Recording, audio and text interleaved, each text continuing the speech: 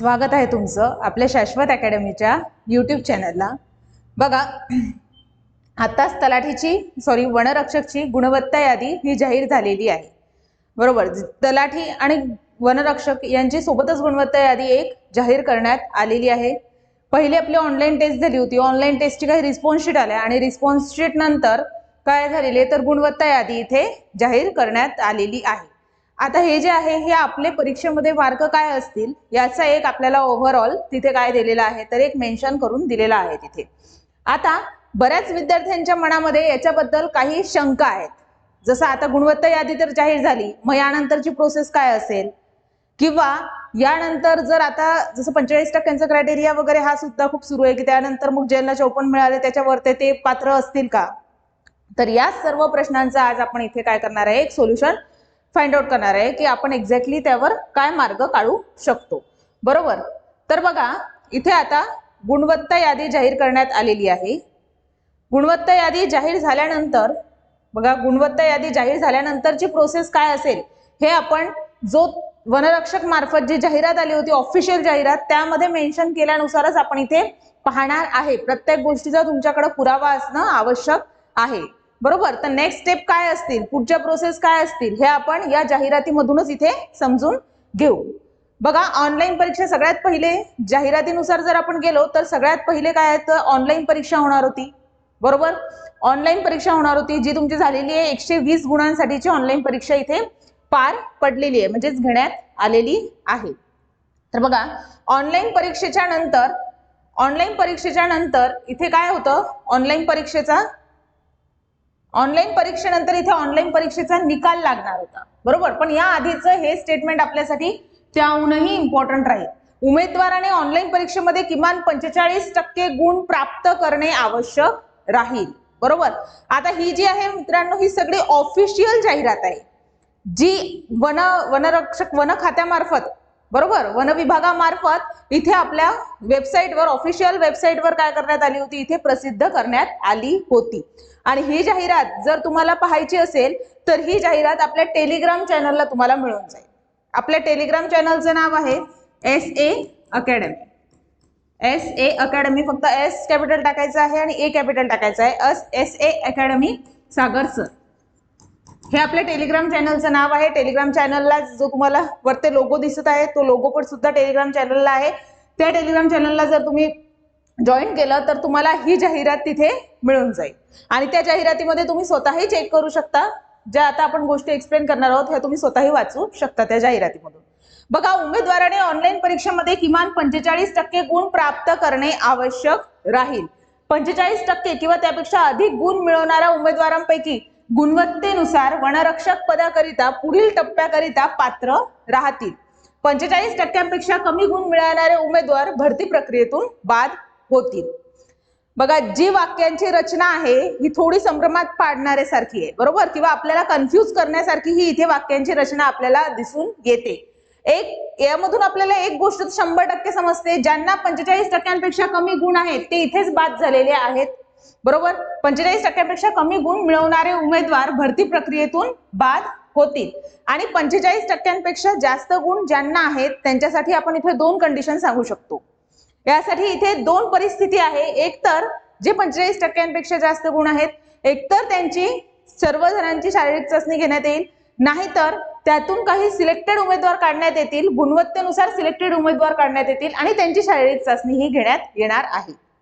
आता याबद्दल बऱ्याच याच्यामध्ये कन्फ्युजन आहे किंवा इथे पण व्यवस्थितपणे काय केलेलं आहे याचा खुलासा कुठेच केलेला नाही। वन विभागामार्फत याचा खुलासा इथे करण्यात आला का तर इथे खुलासा केलेला नाही, कारण 45% गुण प्राप्त करणे आवश्यक राहील, पण मग 45%च्या वरचे सगळेच पात्र असतील का असं मेन्शन केलेलं आहे का इथे, बरोबर। 45% किंवा त्यापेक्षा अधिक गुण मिळवणाऱ्या उमेदवारांपैकी गुणवत्तेनुसार वनरक्षक पदाकरिता पुढील टप्प्यांकरिता पात्र राहतील। आता इथे गुणवत्तेनुसार वगैरे असं मेन्शन केलेलं आहे, त्यामुळे ह्या दोन्ही कंडिशन याच्यामध्ये घडू शकतात। आता वन विभागामार्फत त्यामार्फत आपल्याला कुठला रिस्पॉन्स येतो त्यावर त्या गोष्टी डिपेंड राहतील। बघा, ऑनलाईन परीक्षेचा निकाल लागल्यानंतर काय होईल, एक वनवृत्त निहाय ऑनलाईन परीक्षेचा निकाल वेबसाईटवर प्रसिद्ध करण्यात येईल, जो आपल्याकडे आत्ताच आपल्याला प्राप्त झालेला आहे। ज्या वनवृत्तासाठी अर्ज केला आहे त्याच वनवृत्ताचा विचार तिथे करण्यात येणार आहे. नंतर बघा तुमचे इथे कागदपत्र तपासणी, शरीर मोजमाप आणि धाव चाचणी होणार आहे. ज्या विद्यार्थ्यांचा या रिझल्टनुसार नंतर समोर ज्यांना शारीरिक चाचणी देण्यासाठी पात्र जे उमेदवार ठरतील त्या पात्र उमेदवारांना सगळ्यात पहिले त्यांची कागदपत्रांची पडताळणी इथे होणार आहे. सगळ्यात पहिले कागदपत्रांची तपासणी इथे होणार आहे. इथे पाहू शकता तुम्ही वयोमर्यादा, आरक्षण प्रवर्ग आणि उमेदवारांच्या मूळ कागदपत्रांची सर्व तपासणी इथे करण्यात येणार आहे. आता इथे सगळ्यात पहिले कागदपत्रांची तपासणी म्हणजेच डॉक्युमेंट व्हेरिफिकेशन होणार आहे. आता तुम्हाला डॉक्युमेंट व्हेरिफिकेशनला कुठले कुठले डॉक्युमेंट्स आवश्यक आहे, कुठले कुठले डॉक्युमेंट्स लागतील, याच्यावर जर तुम्हाला याची जर आणखी काही इन्फॉर्मेशन पाहिजे असेल तर तुम्ही कमेंट्समध्ये सांगू शकता की त्याबद्दलचा एखादा व्हिडिओ बनवायचा किंवा त्याबद्दल कुठले कुठले कागदपत्र लागतील याबद्दलचा माहितीचा एखादा व्हिडिओ बनवायचा, तर ते तुम्ही कमेंटमध्ये सांगू शकता. त्यानुसार तुमच्या मागणीनुसार आपण तो व्हिडिओ बनवू मग समोर. बरोबर. सगळ्यात पहिले कागदपत्रांची तुमच्या तपासणी करण्यात येईल म्हणजेच डॉक्युमेंट व्हेरिफिकेशन होणार. आणि डॉक्युमेंट व्हेरिफिकेशन मध्ये तुम्हाला लहान कुटुंबाचं प्रतिज्ञापत्र असणं आवश्यक आहे. आपल्या या जाहिरातीच्या शेवटी, या जाहिरातीच्या जर तुम्ही शेवटी बघितलं तर एक लहान कुटुंबाचं प्रमाणपत्र दिलेलं आहे, प्रतिज्ञापत्र दिलेलं आहे, ते तुम्हाला तिथे लावणं आवश्यक आहे. मी तुम्हाला जाहिरातीच्या शेवटी तुम्हाला दाखवेलच. नंतर होणार आहे आपले शारीरिक मोजमाप, म्हणजेच तुम्हाला त्या पदासाठी किती उंची सांगितलेली आहे तेवढी तुमची उंची भरली पाहिजे, जेवढी छाती सांगितलेली आहे तेवढी छाती भरली पाहिजे. बरोबर. उंची, छाती इत्यादी सगळं आपलं काय केलं जाईल तिथे एक मोजमाप केलं जाणार आहे. आणि नंतर कागदपत्र तपासणी झाली आणि शारीरिक मोजमाप झालं तर त्यामध्ये ठरलेले उमेदवार वगळून इतर पुरुष आणि उमेदवार हे 30 मिनिटांमध्ये 5 किलोमीटर आणि महिलांसाठी 25 मिनिटांमध्ये 3 किलोमीटर एवढी धावण्याची चाचणी घेण्यात येणार आहे.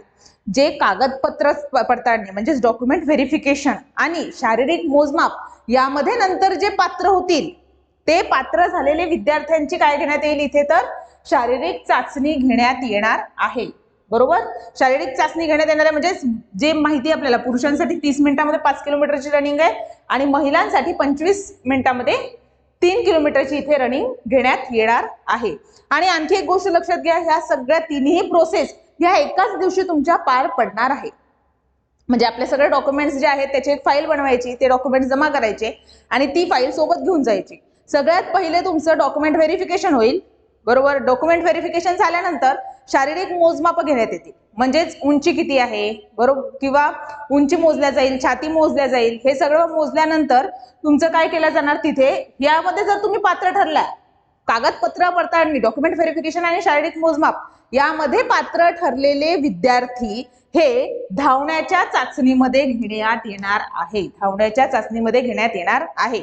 मग इथे पण धावण्याच्या चाचणीसोबत पण तुम्हाला 2 प्रमाणपत्र न्यायचे आहेत. कुठले 2 प्रमाणपत्र न्यायचे आहेत? एक म्हणजे शासकीय वैद्यकीय अधिकारी यांच्याकडून तुम्हाला प्राप्त झालेलं एक शरीर सुदृढतेचं प्रमाणपत्र, म्हणजे तुम्ही फिजिकली फिट आहात असं जाहीर करणारं एक वैद्यकीय अधिकारी यांच्याकडून प्राप्त झालेलं पत्र, त्याचा पण नमुना आपल्याला शेवटी दिलेलाच आहे. बरोबर. नंतर आणखी एक न्यायचं आहे तुम्हाला, तुम्ही स्वतः घोषित करत आहे की मी शारीरिकरित्या सुदृढ आहे असं एक प्रमाणपत्र. दोन्ही प्रमाणपत्राचे नमुने आपल्याला या जाहिरातीच्या शेवटी इथं मिळालेले आहेत. बरोबर. आपल्याला या जाहिरातीच्या शेवटी हे दोन्ही नमुने दिलेले आहेत. मग नंतर हे धावण्याच्या जाहिरातीचे आपल्याला गुण दिलेले आहेत. जसं तुम्हाला माहिती आहे सगळ्यांना की 120 मार्कांसाठी आपला रायटिंग पेपर झाला होता, म्हणजेच आपले जे फिजिकल टेस्ट राहणार ही 80 मार्कांची राहणार. धावण्याची जी शर्यत आहे आपली ही 80 मार्कांसाठी आहे. मग जर तुम्ही 17 मिनिटांमध्ये, बरोबर, 17 मिनिटांमध्ये किंवा त्यापेक्षा कमी टायमामध्ये जर 5 किलोमीटर रनिंग केली तर तुम्हाला किती मार्क मिळणार आहे? 80 मार्क इथे मिळणार आहे. बरोबर. मग वेळेनुसार जसं जसा वेळ वाढत जातो तसतशी मार्कांची संख्या ही तुम्हाला इथे कमी होताना दिसते. यावरून तुमचे पूर्ण रनिंगचे मार्क इथे ठरणार आहेत. बघा, रनिंगचे मार्क ठरणार आहेत.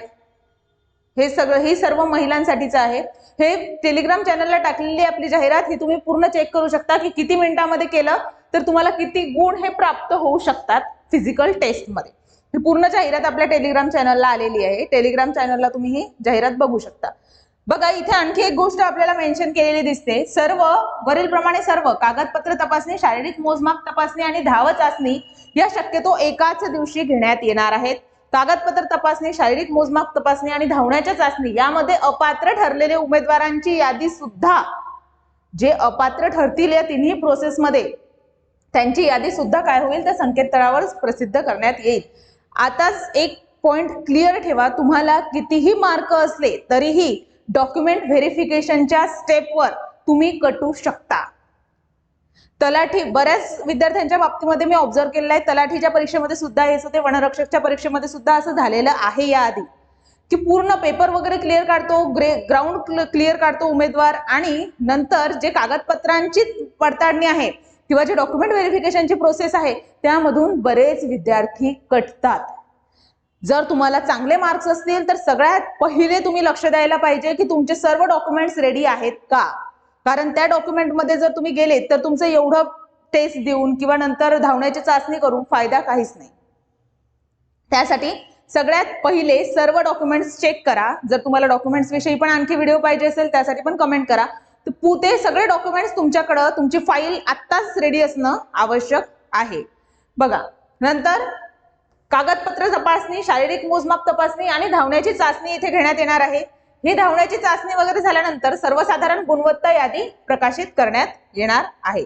आता ही जी यादी प्रकाशित होणार आहे, इथे लक्षात घ्या, ही जी यादी इथे प्रकाशित करण्यात येणार आहे, ही यादी दोन गोष्टी समाविष्ट असतील या यादीमध्ये. एक म्हणजे तुमचा जो ऑनलाईन पेपर झाला, आता 120 मार्कांचा जो हा ऑनलाईन पेपर झाला तो, आणि जी तुमची शारीरिक चाचणी झाली 80 मार्कांची जी शारीरिक चाचणी झाली, असे टोटल मिळून 200 मार्कांपैकी तुमची काय राहणार, एक आणखी गुणवत्ता यादी प्रकाशित करण्यात येणार आहे.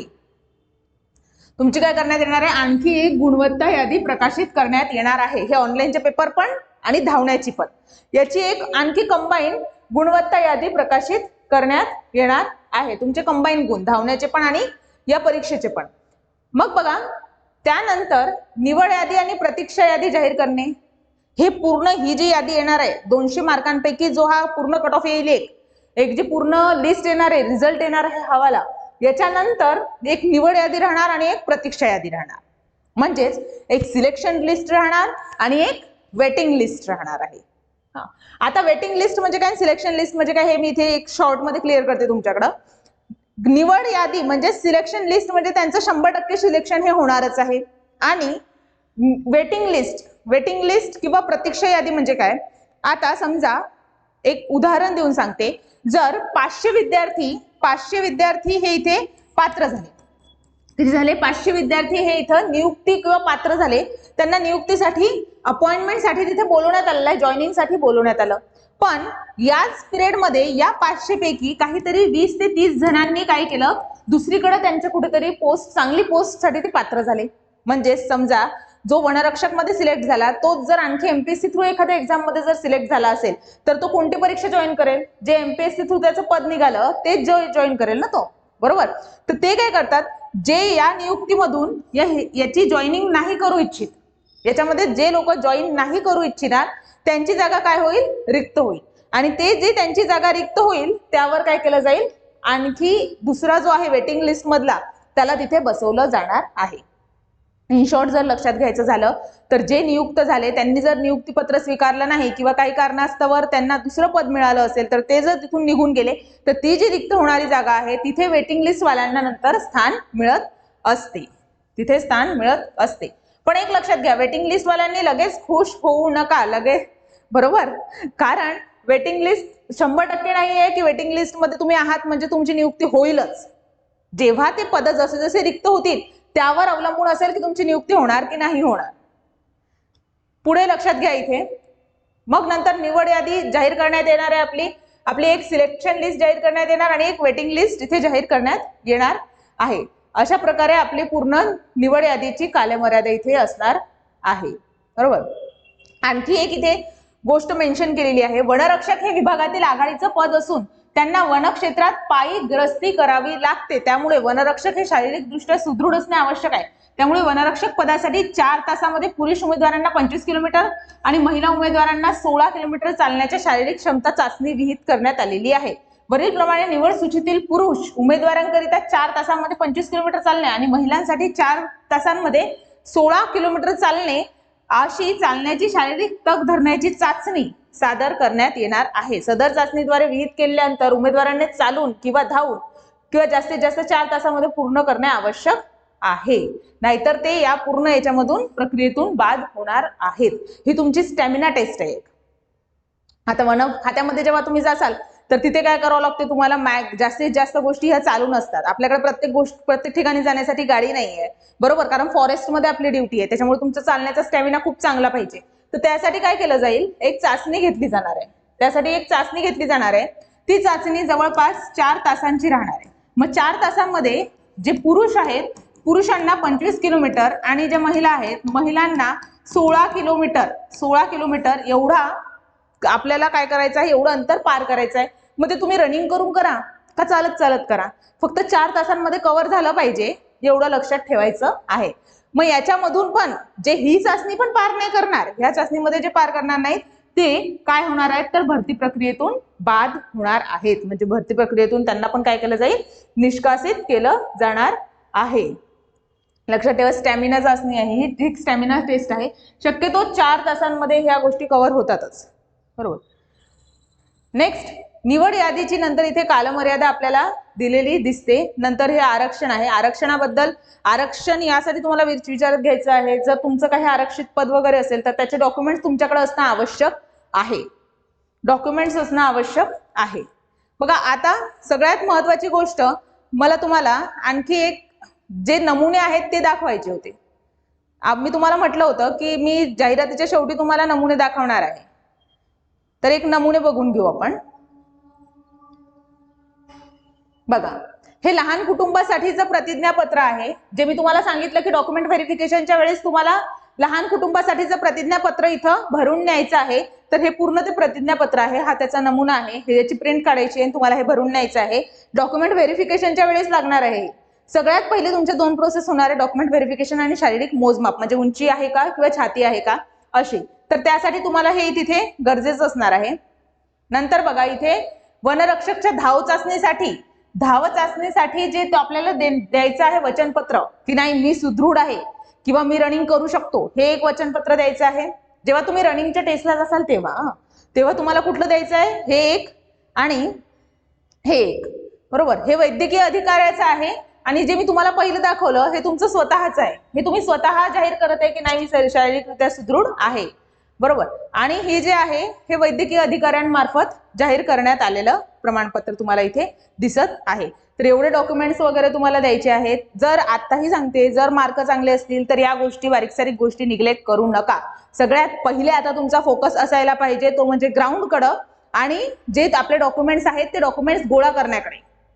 कारण ग्राउंडच्याही पहिले तुमचं काय होणार आहे, डॉक्युमेंट व्हेरिफिकेशन होणार आहे. त्यामुळे सगळे डॉक्युमेंट्स आत्ताच रेडी करा, फाईल करून ठेवा आणि त्यानंतर मग तुम्ही तुमच्या धावण्याच्या टेस्टकडे लक्ष देऊ शकता, बरोबर. आता या विषयीची जर तुम्हाला आणखी काही प्रॉब्लेम्स असतील, जवळपास मी तुमच्या सगळ्याच प्रॉब्लेम्सचं निराकरण केलं असेल अशी मी अपेक्षा करते, पण आणखी जर काही तुम्हाला प्रॉब्लेम्स असतील तर ते कमेंट्समध्ये किंवा आपल्या स्क्रीनवर जो नंबर आहे त्यावर तुम्ही क्लिक करून तेच कुठलेही प्रॉब्लेम असतील तर ते विचारू शकता. Okay, thank you.